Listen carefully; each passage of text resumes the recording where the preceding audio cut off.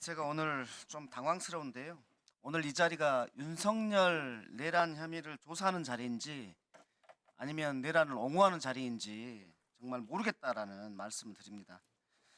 심지어 권한대행을 증인신청한 것에 대해서 오만한 것이다 라고 얘기하는데, 최상목 기재부 장관은 대통령으로부터 A4 지시사항을 받았습니다. 그 내용은 국회의 자금을 완전히 끊고 비상입법회의 예산을 세우라는 겁니다.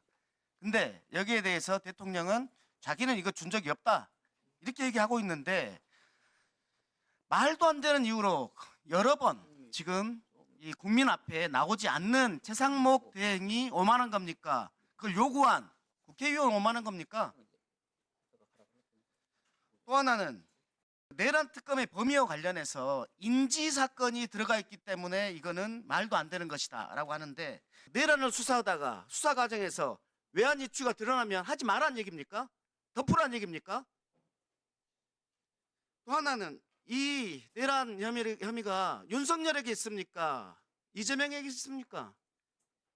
제가 정무위원으로서 이재명 대표하고 같이 은행연합회의 은행장들이 지금 민생과 관련해서, 그리고 은행의 업무, 영업과 관련해서 무슨 문제가 있느냐라는 건의사항을 듣고 왔습니다. 관치금융을 하면 이복현의 관치금융, 이게 최고 아닙니까? 4% 넘는 이자는 강제로 환급하게 만들었습니다. 이것에 좋고 안 좋고를 떠나서 이것을 이복현이 요구해서 했다는 것 자체가 엄청난 관치금융, 이것임에도 불구하고, 그래서 이 자리는 윤석열 내란 혐의에 대해서 조사하는 자리입니다. 제발 그렇게 해주셨으면 좋겠습니다. 잠깐 스톱해 주십시오. 우리 신용환 참고인 계시죠? 네, 앞으로 좀 나오십시오. 신용환 교수님은 지난 윤석열 캠프에서 어떤 역할을 하셨죠? 정책총괄지원실장으로 대통령 후보께 직접 정책에 대해서 보고드리고 또 전략조정회의, 일일 상황 점검회의 등 중요 회의에 참석했습니다. 예, PPT 1번을 보면 캠프 때부터 선관위를 불신하고 있었다라는 그런 문건을 공개하셨는데요. 여기에 보면은 집계 과정에서 컴퓨터 알고리즘을 조작한다, 이럴 수 있다라는 거고, 그리고 검증은 서버 확보와 로그인 기록 확보를 통해서 해야 된다, 이렇게 돼 있는데, 그러면 이 캠프 때부터의 생각이 지금까지 이어져 온 거라고 봐도 되겠습니까? 네, 부정선거 관련 관리대책이라는 문건입니다. 캠프 때도 지금 저 빨간 박스 보시면 검증 과정에서 서버를 확보해야 된다, 로그인 기록을 확보해야 된다, 이것 그대로 이번에 선관위에 군인들이 들어간 것을 보면 좋습니다. 대선 때 생각이 그대로 이어져 온 것 같습니다. PPT 2번을 보겠습니다. 이것은 유경준 의원이라고요, 국민의힘 전 의원입니다. 통계청장 출신입니다. 1월 21일 날 중앙일보에서 인터뷰를 했어요. 그 내용이 뭐냐면, 지난 대선 직후인 22년 4월경에 윤석열 대통령하고 부정선거 음모론에 대해서 설전을 벌였다라는 거고, 그때 윤석열 대통령의 내용이 뭐냐면, 자신이 5%에서 10%를 이길 선거인데 부정선거 때문에 간발의 차이로 이겼다, 그러니까 부정선거라 라고 주장했다고 합니다. 그러면서 이번 인터뷰에서 이렇게 얘기하고 있어요. 통계학의 기본도 모르는 말도 안 되는 소리라고 일축하고 있습니다. 질문하겠습니다. 지난해 PPT 3번을 보면은 지난 대선 직전에 이준석 대표도 10% 차이로 승리한다고 이렇게 자신하고 있거든요. 그래서 묻습니다. 윤석열 후보와 이준석 당대표가 10% 차이로 이긴다라고 하는 근거가 무엇이라고 생각합니까? 명태균 씨가 1차에부터 9차까지 2022년 2월 28일부터 3월 8일까지 9차례 매일매일 조사를 합니다. 거기에 보고에 보면 약 5에서 10%를 계속 당시 윤석열 후보가 이기는 걸로 돼 있습니다. 마지막 9차 보고서에 보시면 9.1% 이기는 것으로 나와 있고, 봉황무늬에 금색으로 당선 확실이라고 되어 있습니다. 즉 9.1% 봉황무늬 당선 확실, 이런 것들이 윤석열 당시 후보에게 확신을 심어줬다고 생각합니다. 그러니까 10%이 승리 얘기는 명태균 보고서에 근거가 있을 것이다.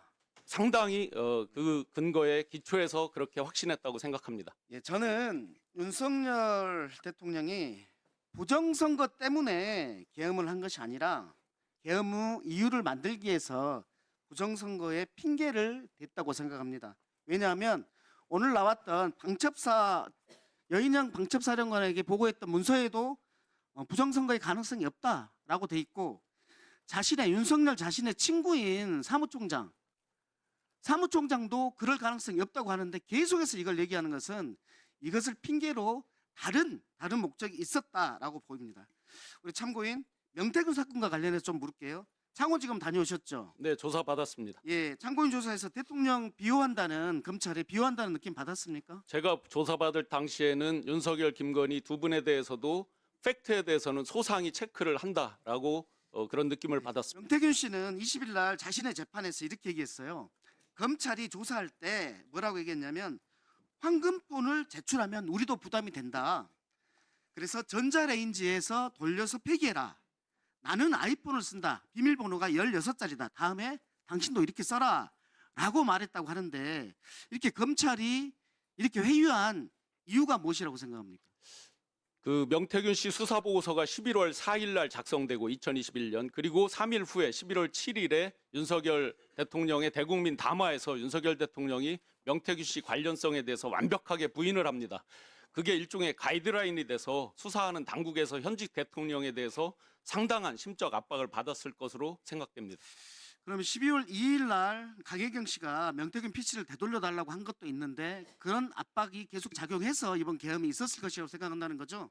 제가 소상히 자료를 제출한 것과 그리고 강혜경 씨가 PC를 돌려달라고 한 것 그리고 명태균 변호인들이 휴대폰을 제출할 수 있다는 것 이런 것들이 큰 압박이 됐을 거라고 그리고 봅니다. 그 하나만 더 물을게요. 그 명태균 씨의 엉터리 비공개 여론조사가 있는데 이 역할 외에도 명태균의 다른 역할들이 있었다고 보이는데 이것은 어떻습니까? 캠프에 상당한 역할을 한 게 경선 룰과 경선 일자 시간이 바꾸는 없으니까 것까지 영향을 이거- 미쳤다고 봅니다. 이거 하고 이 부분 하나 하고 그리고 네, 그렇게 해주세요.